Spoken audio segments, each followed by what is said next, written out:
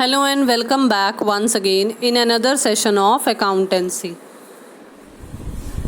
देखो, after doing the double column cash book under cash book, हमारे पास जो अब एक नेक्स्ट और एक लास्ट टॉपिक कैश बुक के पॉइंट ऑफ व्यू से बचता है वो है पेटी कैश बुक। पेटी का मतलब क्या होता है? पेटी का मतलब होता है स्मॉल या माइनर। तो ये एक इस तरह की कैश बुक है जिसमें हम स्मॉल एक्सपेंसेस से रिलेटेड आइटम्स को ट्रीट करेंगे। देखो, in every business of whatever size, a large number of small payments such as for postage, stationery, bus fare, taxi fare, cartage etcetera have to be made. देखो, ये जो मैंने आपको यहाँ पर अभी एक एग्जाम्पल्स सी ली हैं, वो एग्जाम्पल्स में जो हमारे एक्सपेंसेस होते हैं या जो पेमेंट्स हैं ये ना काफी स्मॉल अमाउंट की पेमेंट्स हैं एक तरीके से। तो आपको यहाँ पर ये कहा जा रहा है कि हर एक बिजनेस में, चाहे वो बिजनेस किस भी आकार का हो, कितने भी बड़े साइज या कितने भी छोटे साइज का हो, उन बिजनेसेस में छोटी छोटी स्मॉल पेमेंट्स होती हैं लेकिन नंबर ऑफ पेमेंट्स लार्ज होता है। तो अगर these payments are generally repetitive in nature, और ये जो पेमेंट्स होती हैं वो रिपीटेटिव नेचर की होती हैं, मतलब आज है जैसे चाय का खर्चा, मैं सिंपल सी बात लूँ, अगर चाहे हम अपने ऑफिस में अगर अपने एम्प्लॉइज को टी सर्व कर रहे हैं, प्रोवाइड कर रहे हैं टी फैसिलिटी, तो उस केस में अगर हम डेली एक दिन में 2 टाइम ये टी फैसिलिटी अवेलेबल करवा रहे हैं अपने एम्प्लॉइज को, तो उस केस में देखो वो रिपीटेटिव नेचर का है।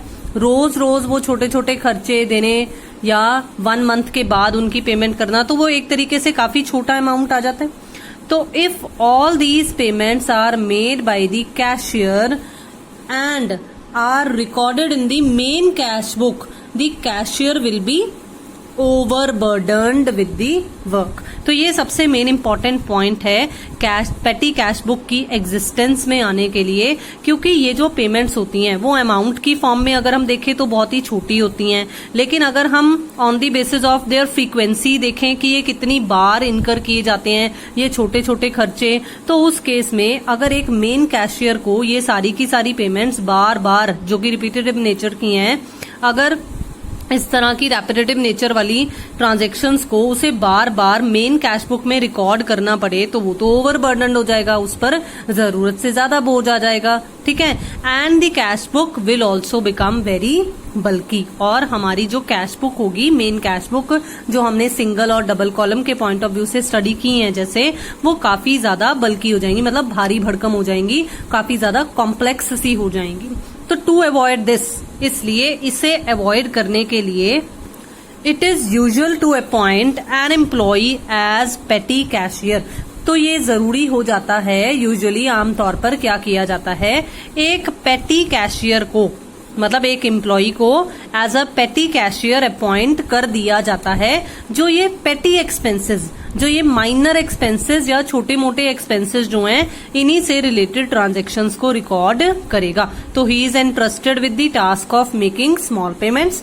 उसकी ये जिम्मेवारी होती है कि वे छोटी मोटी खर्चे जो हैं वो उसने देखने हैं। जैसे अब यहाँ पर आपको सिर्फ एक एग्जाम्पल की फॉर्म में कहा गया है बिलो 1000, लेकिन जरूरी नहीं है कि ये 1000 ही हो, ये company to company, business to business differ करता है कि वो कितने तक के एक्सपेंसेस को पेटी एक्सपेंसेस के अंडर कवर करना चाहती है। तो से फॉर एग्जाम्पल कि 1000 तक से छोटे जितने भी एक्सपेंसेस हैं नॉर्मली उसे पेटी कैश एक्सपेंसेस के अंडर कंसीडर कर लिया जाता है, स्मॉल पेमेंट्स कंसीडर कर लिया जाता है, और इस तरह के खर्चों से रिलेटेड एक अलग से कैश बुक मेंटेन की जाती है, किसके द्वारा? पेटी कैशियर के द्वारा। ठीक है, और वो एक अलग सी सेपरेट बुक में ये सब जो मैं ऑलरेडी आपको बता चुकी हूँ, पेटी कैश बुक, उसमें ये स्मॉल पेमेंट्स को रिकॉर्ड करता है। तो मुझे उम्मीद है कि ये मीनिंग सा आपको समझ में आ गया। अब देखो, अब यहाँ पर ना एक वर्ड लिखा हुआ है इम्प्रेस्ड सिस्टम। ये बहुत इंपॉर्टेंट है आपके लिए समझना, क्योंकि हमारी जो पेटी कैश बुक बनेगी वो इस क्वेश्चन में मतलब हमें ये वर्ड इस तरह का लिखा हुआ हो सकता है, इम्प्रेस्ड वर्ड, तो जहां पर हमें ये इम्प्रेशन से रिलेटेड ये इम्प्रेस्ड वर्ड लिखा हुआ मिल गया तो हमें एक छोटी सी ट्रीटमेंट का बहुत ही खास ध्यान देना होगा। तो मैं अब आपको एक छोटी सी एग्जाम्पल से समझाऊंगी पहले, फिर उसके बाद ये जो लिखा हुआ है वो हम पढ़ेंगे तो हमें बहुत ही आसानी से समझ में आ जाएगा। जैसे देखो, मानो मैं पेटी कैशियर हूं और मैंने ₹1000 से बिलो जितने भी पेमेंट्स हैं वो मैंने रिकॉर्ड करनी है अपनी पेटी कैश बुक में। ठीक है, अब देखो, अब यहां पर क्या है, मैंने आपको बोला है 1000 से कम की पेमेंट जो है वो पेटी कैश बुक में रिकॉर्ड की जाएंगी। इसका मतलब ये नहीं है कि मुझे मेन कैशियर देगा ही सिर्फ 1000 रुपीज, नो, वो अमाउंट अलग से फिक्स किया जाता है कि कितना अमाउंट दें ताकि वो 1000 से कम वाले एक्सपेंसेस बियर कर सके, मतलब पेमेंट जो है वो आसानी से कर सके एक पेटी कैशियर। तो मान लो मुझे मेन कैशियर ने ₹5000 दे दिए कि ये 5000 रुपए ले लो और एक महीने में जितने भी हमारे ये 1000 से कम तक वाले एक्सपेंसेस होंगे वो तुमने हैंडल करने हैं, तुमने वो स्मॉल पेमेंट्स करनी है और तुमने उसे बकायदा बिल्कुल उसी तरीके से जैसे हम अभी तक पढ़ते आए हैं कि एक क्रोनोलॉजिकल सीक्वेंस में डेट वाइज रिकॉर्डिंग होनी चाहिए, तो बिल्कुल उसी तरीके से हम पेटी कैश बुक में भी वो क्रोनोलॉजिकल सीक्वेंस यानी कि डेट के आधार पर हम रिकॉर्डिंग करेंगे। ठीक है, अब इम्प्रेस्ड सिस्टम क्या कहता है? देखो, जो इम्प्रेस्ड सिस्टम है वो ये कहता है कि हर महीने स्टार्टिंग में, मतलब 1 अगस्त, 1 सितंबर, मतलब हर मंथ की स्टार्टिंग में मेरी जेब में, अगर मैं पेटी कैशियर हूं तो मेरी जेब में 5000 रुपए ही होने चाहिए टोटल। हर महीने स्टार्टिंग में मेरे पास 5000 रुपए होने चाहिए टोटल।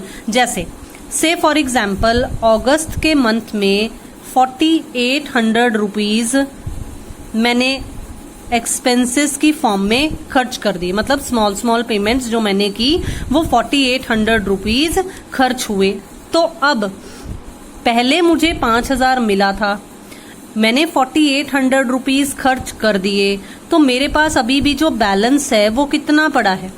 200 रुपीज का बैलेंस मेरे पास पड़ा है ना। तो जब 1 सितंबर आएगी यानी कि नेक्स्ट मंथ स्टार्ट होगा, तो जो मेन कैशियर है, सोच कर देखो, मेरी जेब में फिर से दोबारा से 5000 रुपए बनाने के लिए वो मुझे कितने रुपए और देगा? वो मुझे 4800 रुपीज प्रोवाइड करेगा, because this 200 rupees balance plus 4800 जो मेन कैशियर मुझे प्रोवाइड करेगा, दोनों का टोटल फिर से दोबारा से 5000 रुपीज हो जाएगा। This is impressed system. तो मुझे उम्मीद है कि इम्प्रेस्ड सिस्टम का मीनिंग आपको जरूर बखूबी समझ में आ गया कि क्या होता है इम्प्रेस्ड सिस्टम। तो अब पढ़ते हैं कि अब क्या लिखा हुआ है यहाँ पे। अंडर दिस सिस्टम, इस सिस्टम के अंतर्गत दी पेटी cashier is given a definite amount. Definite मतलब एक फिक्स्ड, तो फिक्स था ना, मैंने जो एग्जाम्पल दी कि हर महीने 5000 मेरे पास होना चाहिए, जैसे आपको यहाँ बुक में 10,000 रुपीज बताया हुआ है। तो मतलब एक पर्टिकुलर अमाउंट फिक्स कर दिया जाता है और इस सिस्टम के accordingly at the beginning of a certain period, किसी भी पर्टिकुलर टाइम पीरियड मंथ की स्टार्टिंग में इतना अमाउंट जो फिक्स किया गया है वही पेटी कैशियर को दिया जाएगा। So this amount is called impressed amount. तो इस तरह के एक फिक्स्ड अमाउंट को इम्प्रेस्ड अमाउंट बोला जाता है, इम्प्रेस्ड राशि बोली जाती है, फिक्स्ड अमाउंट बोला जाता है। दी पेटी cashier goes on paying all पेटी एक्सपेंसेस। देखो, पेटी का मतलब क्या बताया था मैंने, स्मॉल या माइनर। तो वो छोटे छोटे एक्सपेंसेस जो है पे करता रहता है। किस में से पे करता रहता है? Out of this impressed amount, इसी फिक्स्ड अमाउंट में से, मतलब उससे एक बजट दे दिया एक तरीके से असाइन कर कि तुमने इतने रुपयों में से ही ये सारा खर्चा करना है। एंड वो करता क्या है? रिकॉर्ड्स देम इन दी पेटी cash book maintained by him. मैंने भी आपको यही बताया था ना कि मैं अगर पेटी कैशियर हूं तो मैं इन पेटी पेमेंट्स के लिए अलग से एक पेटी कैश बुक मेंटेन करूंगी। तो बिल्कुल इसी तरीके से यहाँ पर आपको बताया गया है कि वो एक अलग से पेटी कैश बुक मेंटेन करेगा और उसमें रिकॉर्डिंग करेगा। At the end of the given period, जब एक टाइम पीरियड, एक मंथ या जो भी टाइम पीरियड फिक्स किया गया है, जब देखो जैसे लिखा ही हुआ है, से for example after a month, एक पर्टिकुलर मंथ के बाद क्या करता है पेटी कैशियर, सबमिट करता है account to the main cashier. अब ये नहीं है कि मैंने बता दिया मेन कैशियर को कि भाई इतना खर्चा हो गया तो वो मान लेगा, नो, हमें बकायदा प्रूफ दिखाने पड़ते हैं। तो जो भी हमने रिकॉर्डिंग की है, हम उस अकाउंट को या जो हमने मेंटेनेंस की है, हम उस पेटी कैश बुक को अपने मेन कैशियर को दिखाएंगे। वो एग्जामिन करेगा अच्छे से पेटी कैश बुक को, मतलब जांच पड़ताल करेगा। फिर उसके बाद वो रीइंबर्स करेगा amount actually spent by the पेटी कैशियर। देखो मैंने आपको क्या एग्जांपल दी थी कि मैंने खर्चा किया 4800 का और नेक्स्ट टाइम मेरे 5000 बैलेंस बनाने के लिए मुझे 4800 रुपीज मेन कैशियर और दे रहा है। तो वो जो मैंने खर्चा किया था वही अमाउंट रीइंबर्स कर रहा है ना, वही अमाउंट पूरा मेरे को वापस कर रहा है ताकि 5000 रुपए पूरे हो जाएं। तो यहाँ इस लाइन का मतलब यही है कि जो एक्चुअली खर्च हुआ है उसी की भरपाई कर दी जाती है। जब उसकी भरपाई हो जाती है तो पुराना बैलेंस मतलब मेन फिक्स्ड अमाउंट उतना ही हो जाता है जितना अर्लियर फिक्स किया गया था। तो इसलिए 10 on the first day of the next month, इसलिए अगले महीने की पहली तारीख को पेटी cashier after including the balance, जैसे मैंने एग्जांपल में बैलेंस कितना छोड़ा था 200 का, तो इंक्लूड करते हुए उस बैलेंस को भी शामिल करते हुए ऑलरेडी जो उसके पास लेफ्ट था, बचा हुआ था, is found again with the same cash balance which he held on the first day of the preceding month. जो पहले वाले महीने की फर्स्ट तारीख को 5000 रुपए थे, वही 5000 रुपए अब फिर से दोबारा से हो जाएंगे जब जो एक्चुअली हमने खर्चा किया था उतना का अमाउंट रीइंबर्स कर दिया गया है। मतलब फिर से दोबारा से उसे एक तरीके से पुनर्समायोजित कर दिया गया है, जोड़ दिया गया है, पेटी कैशियर को दे दिया गया है। तो वो फिर से दोबारा से उसी फिक्स्ड अमाउंट पर पहुंच जाएगा जैसे वो पिछले महीने था। तो मुझे नहीं लगता कि जो अब आपकी बुक में ये 4 इंस्टेंस कर एग्जाम्पल दी हुई है वो आपको समझाने की जरूरत है, क्योंकि ये अब आपको ऑलरेडी बहुत ही अच्छे तरीके से समझ आ चुकी है, आई एम श्योर। तो दिस सिस्टम ऑफ पेटी cash book is called the impressed system. इसी सिस्टम को इम्प्रेस्ड सिस्टम कहा जाता है। और एक्चुअली इम्प्रेस्ड का मतलब क्या होता है, देखो इम्प्रेस्ड का मतलब भी आपको बता रखा है, it is an advance made to a certain person. पहले फिक्स कर दिया ना, मुझे 5000 पहले एडवांस दे दिया कि ये 5000 है, इसी में से तुमने खर्चा करना है। तो इसका मतलब किसी एक सर्टेन पर्सन को, यानी कि सिंपल सी बात पेटी कैशियर को, यहाँ अकाउंट्स में अगर हम बात करें तो पेटी कैशियर को अगर एडवांस में हमने एक फिक्स्ड अमाउंट दे दिया है तो that is called impressed amount. ठीक है, अब देखते हैं बहुत ही ध्यान से, हमें कुछ एसेंशियल्स मतलब इंपॉर्टेंट पॉइंट्स बता रखे हैं एक अच्छे इम्प्रेस्ड सिस्टम के। तो देखते हैं कि वो क्या है। देखो सबसे पहला पॉइंट क्या है, the petty cashier should obtain proper receipts for all the payments made by him. ये बहुत अच्छा पॉइंट है। देखो पेटी कैशियर के पास रिकॉर्ड होना चाहिए, प्रूफ होना चाहिए जो भी पेमेंट्स उसने किए हैं। आपको नॉर्मली कहा जाता है ना कि whenever wherever you go and buy something तो बिल जरूर साथ में लेकर आना। तो बिल्कुल इसी तरीके का कंसेप्ट यहाँ पर है कि all these receipts should be arranged date wise and numbered so that these may be checked up easily by the main cashier when he takes reimbursements of the amount spent by him. देखो क्योंकि हमने main cashier से उसे check करवाना है पेटी cash book को, तो जांच पड़ताल वो करेगा ना। तो अगर हमारे पास बकायदा सारे प्रूफ्स होंगे कि हमने यहाँ पर खर्च किया है, इतना रुपए यहाँ खर्च हुआ है, तो एक तरीके से हमारी जो वो प्रॉपर रिसिप्ट्स की कलेक्शन होगी वो हमें मददगार साबित होगी, यानी कि पेटी कैशियर को मददगार साबित होगी। सेकंड पॉइंट क्या है, The petty cashier should himself prepare vouchers, proper vouchers for those expenses for which proper receipts cannot be obtained। देखो कई बार कुछ ऐसी माइनर हमारी, जैसे मैंने आपको चाय से रिलेटेड एक्सपेंस कहा कि कुछ ना बहुत ही छोटा सा मतलब इस तरीके के खर्चे होते हैं जिनका ना हमें प्रॉपर बिल नहीं मिल पाता है। तो एक पेटी कैशियर को खुद अपने बलबूते पर प्रॉपर वाउचर बनाने चाहिए इस तरह के एक्सपेंसेस, और एक अथॉरिटी, जैसे हम कहते हैं ना तहसील में जाकर स्टैंप करवा कर आना या नोटरी में जाकर स्टैंपिंग करवाना, तो एक प्रॉपर अथॉरिटी के पास जाकर उन वाउचर्स पर अटेस्टेशन सॉर्ट ऑफ भी करवा लेना चाहिए, सैंक्शन भी उन्हें करवा लेना चाहिए, ताकि एक फुल प्रूफ हो जाए कि हाँ इस तरीके का खर्चा किया गया है। बिल्कुल इसी तरीके से देखो हमारे पास अब और एक पॉइंट क्या है, there should be an upper limit of the amount of a single payment by the petty cashier, payment above this limit should be made only by the main cashier. ये देखो ये सबसे अच्छा, बहुत अच्छा पॉइंट है।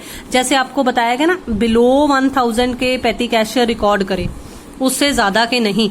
तो यहाँ पर आपको क्या कहा गया है कि अगर कोई पेटी कैशियर ज्यादा अपर लिमिट की अगर सिंगल पेमेंट से ज्यादा अगर खर्चा कर रहा है, या अगर वो इस तरह की सिंगल पेमेंट कर रहा है जिसमें अमाउंट जो है वो ज्यादा है, हाई है, तो इस तरह का जो खर्चा है वो मेन कैशियर के द्वारा किया जाना चाहिए, पेटी कैशियर के द्वारा नहीं किया जाना चाहिए। नेक्स्ट, पेटी कैशियर को जो रीइंबर्समेंट होनी चाहिए, मतलब वो भरपाई होनी चाहिए, वो सिर्फ और सिर्फ मेन कैशियर के द्वारा ही होनी चाहिए, किसी और से उसे पैसा नहीं मिलना चाहिए। मतलब पैसे देने वाला बंदा, उसे इशू करने वाला इंडिविजुअल एक ही होना चाहिए और कोई नहीं होना चाहिए। नेक्स्ट क्या है, petty cashier should not be entitled to receive any cash coming from outside the business. Business के बाहर से अगर किसी तरह की कोई और रिसिप्ट हो रही है तो वो रिसिप्ट पेटी कैशियर के हाथ में नहीं आनी चाहिए। देखो वही सेम बात कि उसे पैसे सिर्फ मेन कैशियर से मिलने चाहिए, किसी और से नहीं मिलने चाहिए। लास्ट पॉइंट आपको क्या बता रखा है, great care should be taken while fixing the amount of interest. वो एक मिनिमम फिक्स्ड अमाउंट फिक्स करते वक्त बहुत ही सावधानी बरतनी चाहिए। वो अमाउंट इतना होना चाहिए जो आपके एक महीने के छोटे छोटे सारे के सारे एक्सपेंसेस को, यानी कि पेटी एक्सपेंसेस को कवर कर सके। क्या फायदा ऐसा इंप्रेस सिस्टम बनाने का या पेटी कैश फिक्स्ड अमाउंट बनाने का कि वो हमारे छोटे मोटे एक्सपेंसेस को अगर पूरा ही ना कर पाए, शॉर्टेज आ जाए अगर पैसे की, तो इस तरह का नहीं होना चाहिए। हमें एक तरीके से प्रॉपरली एनालाइज कर फिर डिसाइड करना चाहिए कि एक पर्टिकुलर अमाउंट कौन सा फिक्स किया जाएगा, जिसके बेसिस पर पेटी कैशियर वेरियस स्मॉल पेमेंट्स खर्च करेगा या स्मॉल पेमेंट सिंपल सी बात करेगा। तो मुझे उम्मीद है कि जितना मैंने आपको आज ये थ्योरेटिकल कंसेप्ट बताया पेटी कैश के बारे में और ये इम्प्रेस्ड सिस्टम के बारे में, ये आपको बहुत समझ में आ गया होगा, बहुत अच्छी तरीके से समझ में आ गया होगा। मोर देन सफिशिएंट है इसकी ये थ्योरी। हम जो नेक्स्ट सेशन कवर करेंगे उसमें हम फॉर्मेट कवर करेंगे पेटी कैश बुक का, क्योंकि ये single column and double column से थोड़ा सा अलग है, डिफरेंट है, तो इसको बहुत ही ध्यान से समझेंगे। देन उसके बाद हम इसके कुछ प्रैक्टिकल क्वेश्चंस ट्राई कर देखेंगे। जुड़े रहिए चैनल के साथ, जल्दी से चैनल को सब्सक्राइब कर लीजिए अगर आपने अभी तक चैनल को सब्सक्राइब नहीं किया है। शेयर कीजिए वीडियोस को, लाइक कीजिए वीडियोस को, do comments also. Thank you so much for watching and have a nice day.